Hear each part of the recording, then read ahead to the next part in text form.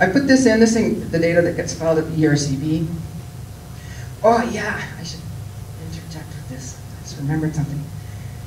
When the government reluctantly began to investigate, they said, well, Encana promised us. They only ever fracked deeper than 600 meters below the surface.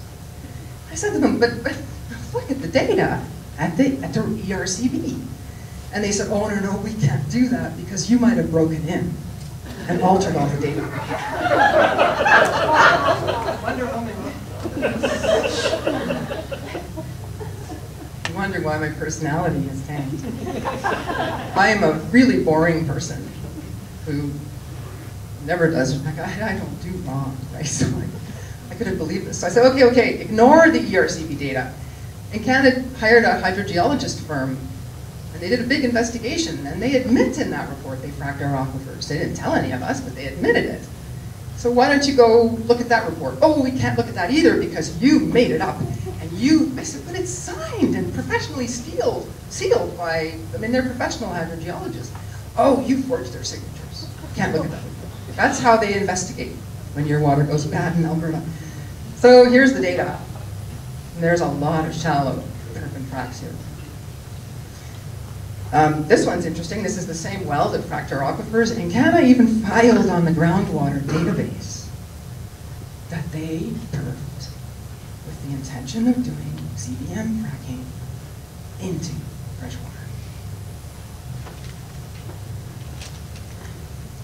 I guess I probably made up the whole groundwater database too. This comes out of the hydrogeological report I talked about before. The little black ones are the water wells. My water well is on the other side of the coulee, and the white is the gas well, and the little black lines are the perfs into our freshwater aquifers and fracks. So along came, it's not for nothing to speak out. Shallow frack came along, Shallow Frack Directive 27, and in this, they've since removed this directive off the internet, and I think it's because of the quote at the end, at the bottom.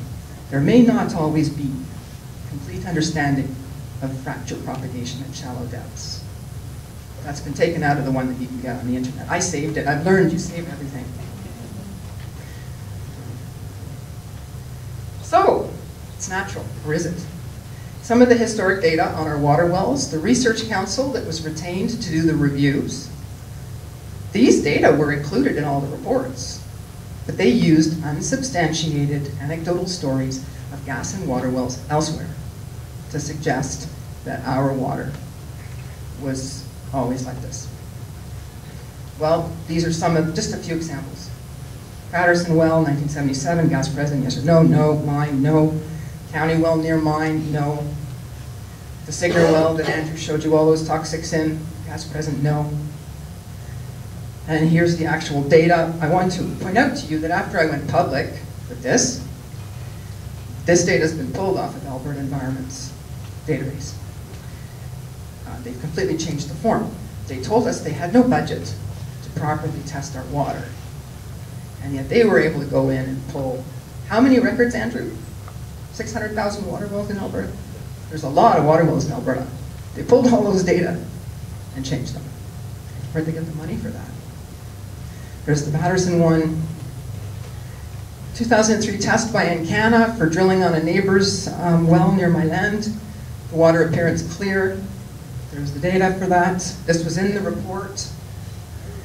There's my water post-fracked. A neighbor's water well test in 2005. He had to drill a new well because his well went bad after the fracking of our aquifers. Gas present, yes. Encana fracked in 2004, our aquifers. So the Research Council, I'm not going to read all of this, but the important thing is that the Rosebud cases are not the only ones.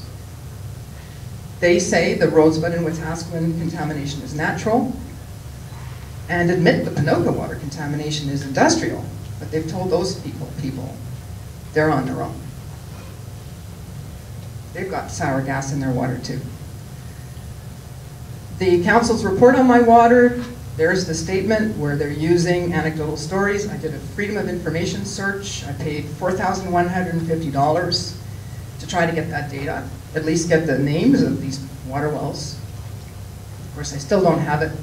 I started trying to get this data in 2006. It's 2011, the inquiry just closed when I came back from the United Nations, and they wrote me shortly thereafter saying they changed adjudicators on the inquiry, so I don't know if I'll ever see the public data. They did send me some data, but most of it was, the public data was heavily censored. They even censored data on my own water well. And this same council, a few years earlier, 5 years earlier, had reported that release of methane from coals in Alberta was rare because the formations are so tight. And the reason they have to frack is because they're tight. The ERCB also, again, 90%, as I said earlier, of the water wells in coal that they tested had no detectable methane or nothing. So is it natural?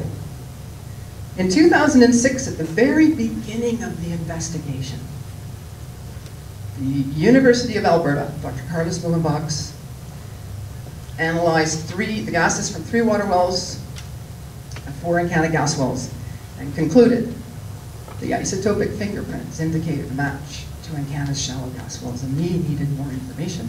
Maxim Labs came to the same conclusion when they looked at the data. That took me years to get under Freedom of Information, and it's censored, but I can still tell by the way the size and the whiting out which landowners these were. Why did this never get made public? This is your regulator at work.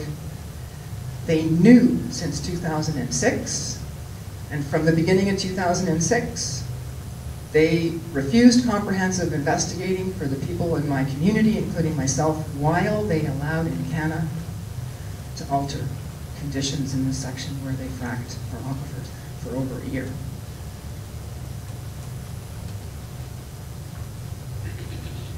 The government hired some experts to look into the growing public concerns, and then our Alberta Environment and the ERCB summarized this report, and they even admitted one of the conclusions was that gas migration due to natural pathways is unlikely to occur from active areas of CBM development, or anticipated.